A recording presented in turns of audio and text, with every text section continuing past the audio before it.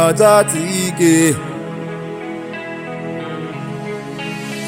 Oneme mfugo gobula Inachoti nelemanya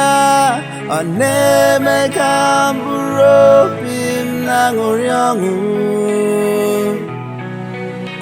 Amain kam gesi gwagia Aloja loledo ewegimya Sihenge jibe kutegi bifunanya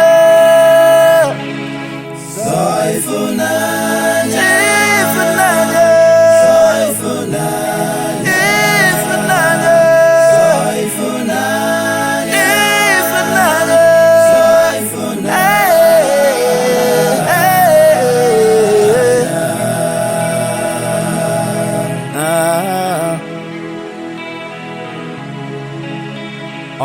Obunesia ni marama Enamuke kabamando Iruki nemudi kanyangu Ineti kwa wanabali